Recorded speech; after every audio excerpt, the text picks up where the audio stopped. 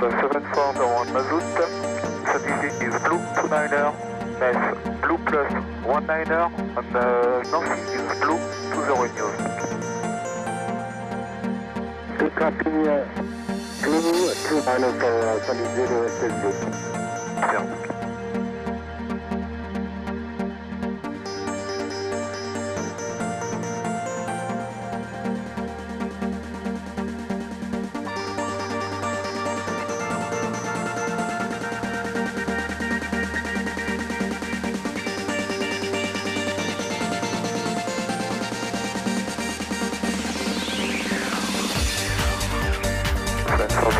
Liner 11 o'clock, 12 miles, tracking 200, flight level 260 climbing.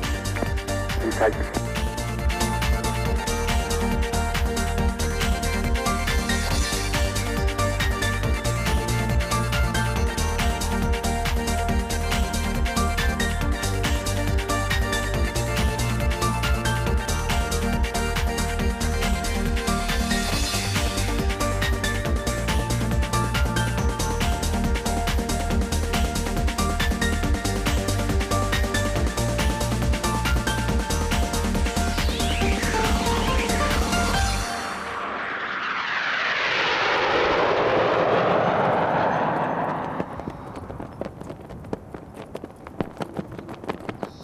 Et quelque part, évidemment, fermer une unité telle que celle-ci avec les contrôleurs, ça fait un petit pincement au cœur parce que, quelque part encore, Mazout est attaché à l'histoire de l'armée de l'air encore aujourd'hui et restera encore dans le cœur de beaucoup de gens de nombreuses années. Et puis maintenant, la station va fermer, à mon grand regret.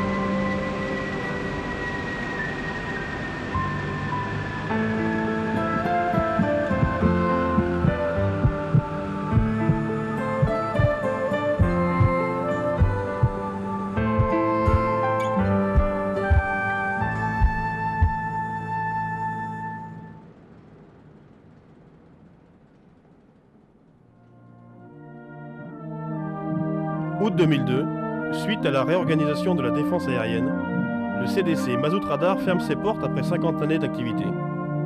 Mais revenons un peu sur la vie de cette unité peu commune.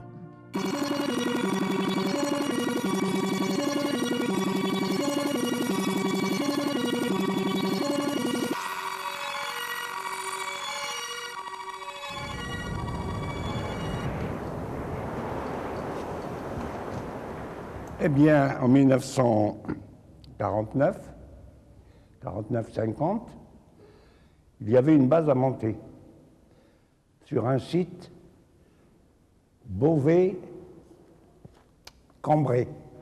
Il fallait que ce soit dans ce axe-là. Et il y en avait 2 ou 3 sur les rangs. Il y avait Arras, qui était lui très près de Cambrai, et qui aurait voulu aussi prendre cette base aérienne. Et Doulan. Alors Doulan, pour la base aérienne, pour installer les locaux de la base aérienne, c'était le site privilégié pour l'armée. Et pour les installations radar, alors c'était Mondicourt, qui était en hauteur, avec tous les appareillages radar. Alors, Mondicourt, c'était des terrains qui appartenaient en partie à Lucheux, mais ils faisaient partie aussi de la région d'Arras. Donc tout le monde avait eu son compte. Grâce à l'apport de matériel perfectionné, les installations s'étoffent et en février 1953, la station enterrée devient opérationnelle. Les années suivantes sont marquées par la montée en puissance du site, avec notamment l'adoption d'un système de fonctionnement à 2 escadrons et la veille H24. La fin des années 60 voit la station augmenter sa capacité de détection avec la mise en service du complexe d'exploitation semi-automatique des renseignements, le César, l'achèvement du radar panoramique 23 cm à Humbercourt l'inauguration du radar tridimensionnel Palmier G à Bois-Vatron, ainsi que la création de 2 nouveaux escadrons. 1971. La station connaît une profonde restructuration avec la mise en fonctionnement du système de traitement et de représentation des informations de défense aérienne, le STRIDA, qui permet d'automatiser l'acquisition et la poursuite des mobiles aériens, ainsi que la transmission en temps réel de l'information aux stations voisines. Ce bouleversement entraîne un retour en surface de la salle d'opération et des installations techniques. Cette restructuration a aussi pour conséquence la dissolution de 2 escadrons. C'est en 1993 que la travée situation aérienne générale voit la mise en place à titre d'expérimentation une visualisation sur écran polychrome préfigurant la Visu 5. La réduction du format de la station s'achève en 1996 par le passage à un rythme de fonctionnement dit mono-escadron. Enfin, au mois de juillet 1998, le ministre de la Défense annonce pour 2002 la transformation de la base aérienne 922 en détachement air rattaché à la base de Cambrai et dans le cadre de la restructuration de la défense aérienne, la fermeture de Mazout Radar.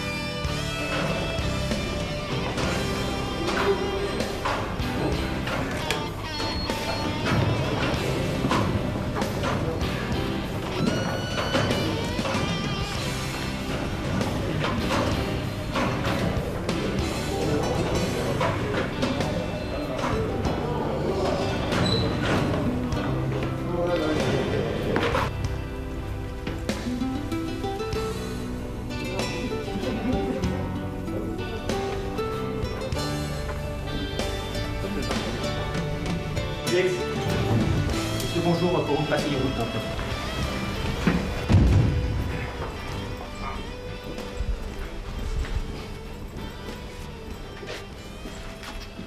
Mesdames, Messieurs, briefing technique de ce jour. Le briefing commence chaque matin par un état technique de la station. Les pannes et maintenances éventuelles, les problèmes rencontrés au niveau de la fourniture en énergie et conditionnement en air du centre. Et le bic de drac en automatique. Enfin, le bic de drac automatique HS, donc on est en manuel. Bon, et le bic manu devrait rester...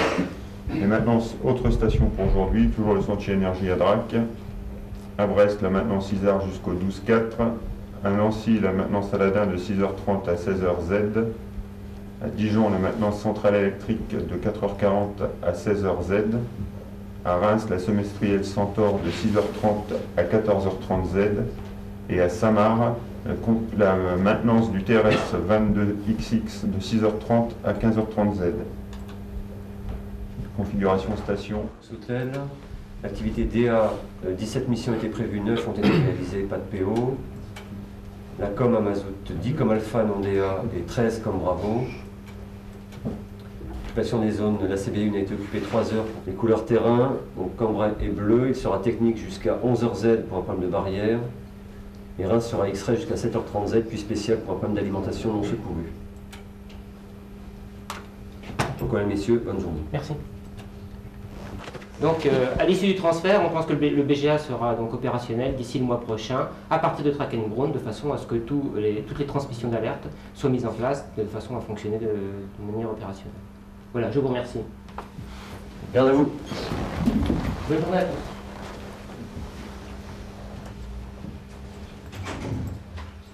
C'est le 20 avril 1976 que le CDC reçoit son insigne. Chouette de sable et d'or, animée de sinople à 3 flèches d'or, et une de sable sur champ d'azur clair. Cet insigne représente, la partie bleue représente le territoire national, ce qui veut dire la surveillance du ciel, avec un vecteur hostile, une flèche noire. Et à l'époque, nous avions 3 escades, l'escade de Cambrai, l'escade de Reims et l'escade de Creil, qui nous étaient rattachés Et ces 3 vecteurs, ces 3 flèches dorées qui se dirigent vers ce vecteur hostile, représentent ces 3 escadres qui intervenaient donc, pour la défense du ciel.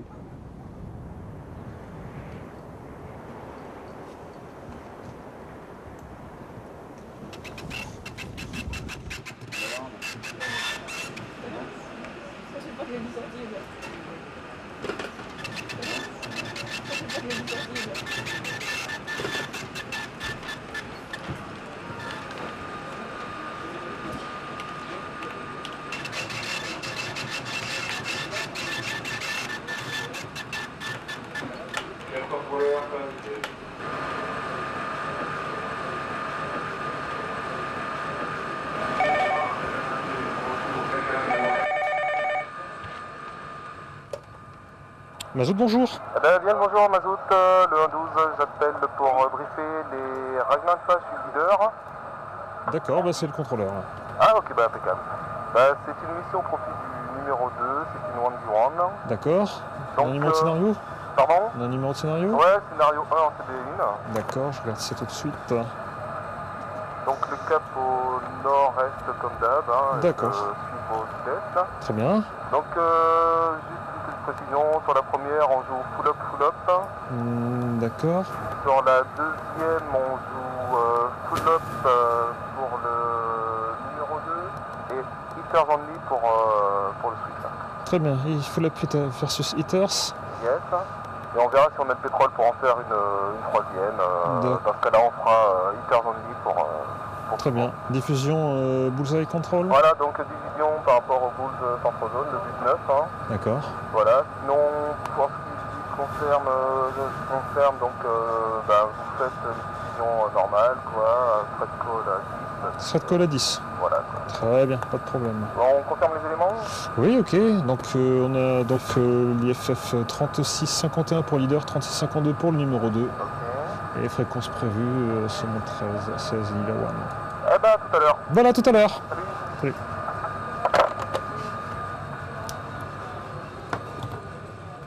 Salut.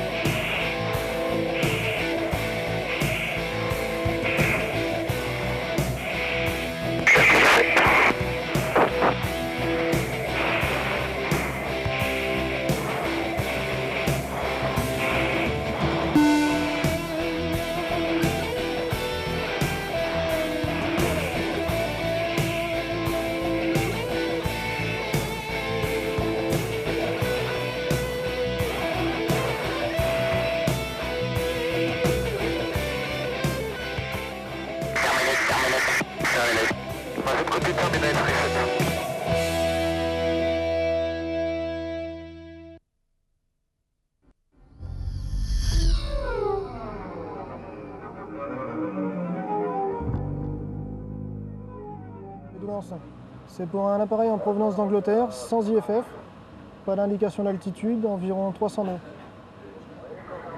Bon, a priori, il irait sur Dieppe. Ouais. Ok. T'as pas l'info alors? Ok, merci. Alpha Lima 312 Fox Hotel. Pas d'info du DMC. Merci. Oui, c'est ça. Alpha Lima 312 dans la Manche, Fox Hotel, pas d'info du DMC. Ok, vu, je demande une interrogation radio. Reçu.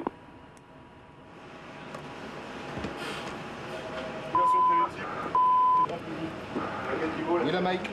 Interrogation radio sur l'Alpha Lima 312. Sur les communes et ensuite sur garde s'il ne répond pas. Il est au nord-ouest de Panly. Voilà, reçu. Oui. On fait une interrogation radio et je te rappelle dans 1 minute. Parce que là, il se dirige vers la zone interdite. C'est en cours.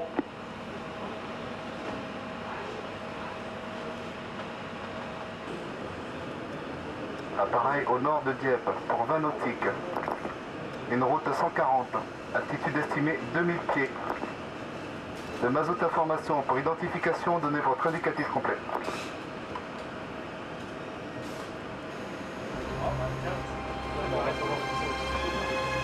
Aircraft north of Dieppe for 20 miles on heading 140. Estimated altitude 2000 feet from mazout information for identification, see your full call sign.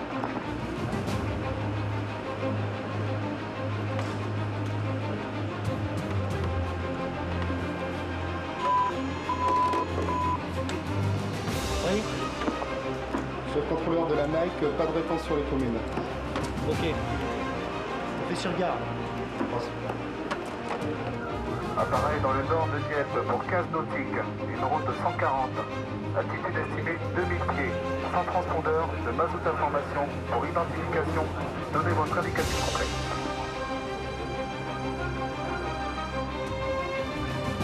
Aircraft on bearing north from Dieppe for 15 miles, on heading 140, estimated altitude 2000 feet, Wizard's Crook. For mazout information for identification, see your full call sign. Chef contrôleur de la Nike, pas de réponse ni sur les communes ni sur garde. Ok, j'ai bien fait, merci.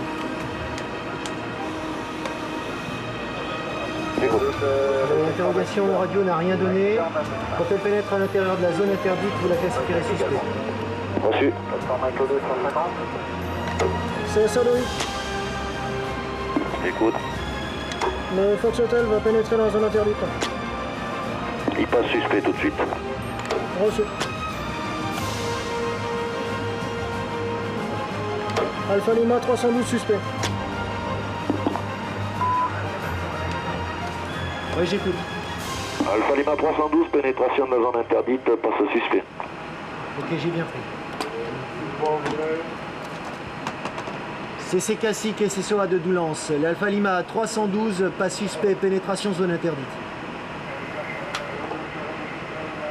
Doulance de CCOA, bien reçu.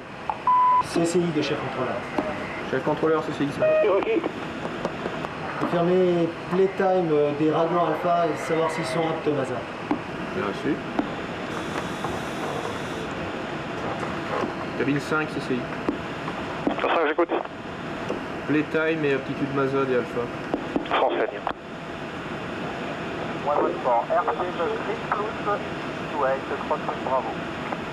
Raglan Alpha sont aptes Maza, playtime 35 minutes environ. Chef contrôleur, CCI. J'écoute. 35 minutes, apte Mazod. Ok, j'ai bien.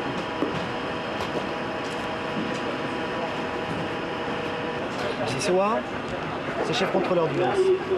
Nous avons les Raglan Alpha qui sont aptes Maza. Ils ont 35 minutes de playtime. Je propose un changement de mission au vol. Ok, la première mesure, reconnaissance à distance.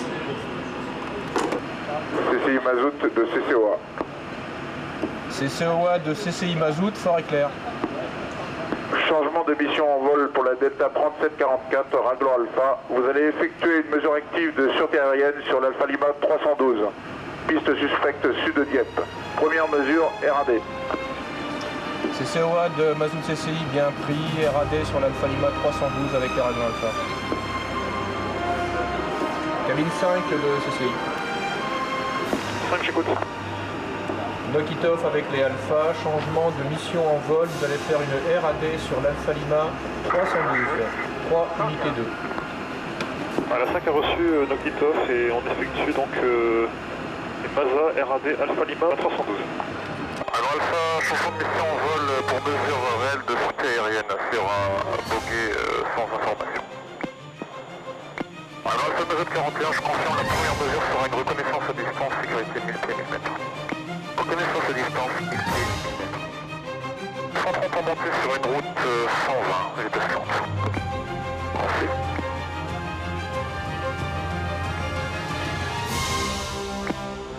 Vous êtes autorisé à vous rapprocher du distance de sécurité. Route 180, niveau 190 et vitesse 225.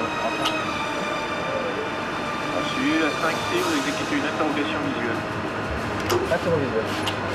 Donc il s'agit d'un appareil type liner, type caravelle, appareil de couleur blanche, cocarde française. C'est 5, un liner caravelle, et une nationalité française. J'ai marqué matriculation Fox Golf uniforme Golf Charlie. La 5 défini. 5 écoute. Vous avez raisonné l'appareil intercepté sur le terrain de Roissy. Roissy. Vous êtes autorisé à descendre vers niveau 80. Reçu, niveau 88, 0. Je me mets en descente lente, le liner dessus. Bien prêt. De Gaulle pour le transfert de l'APO avec l'appareil intercepté. Avec Roissy, la fréquence 123 décimale unité 0. 123 unité 0. Roissy, je passe avec Roissy 123 unité 0. Merci, au revoir.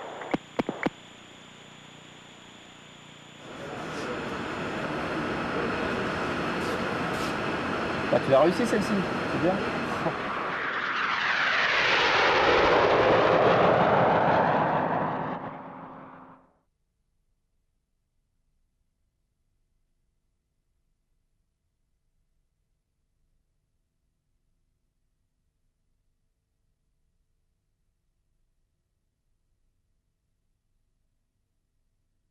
Déjà fermer unité, c'est toujours quelque chose de poignant parce que quand on a connu un CDC depuis tout petit, depuis que je suis pilote dans l'armée de l'air, eh bien Mazout Radar a toujours été attaché à la région du Nord. À la fois pourquoi? Parce que les gens connaissent et apprécient énormément cette région de France d'une part, et d'autre part aussi je crois c'est que il y avait un état d'esprit qui perdurait depuis l'existence et depuis la création de ce centre de détection et de contrôle. C'était le plus vieux de France et à ce titre-là, je crois qu'il n'y a pas un pilote de l'armée d'air qui ne connaisse Mazout Radar. Et si vous avez l'occasion de les rencontrer et d'en parler avec eux, eh bien, ils restent attachés aussi à ce centre. Pourquoi? Parce que dans une zone telle que le nord de la France, il est vrai que tous les gens ont eu l'occasion d'y travailler, tous les gens et tous les pilotes ont eu l'occasion de survoler le site radar et ils n'ont pas forcément eu l'occasion aussi de pouvoir le visiter de par les missions qu'ils pouvaient réaliser.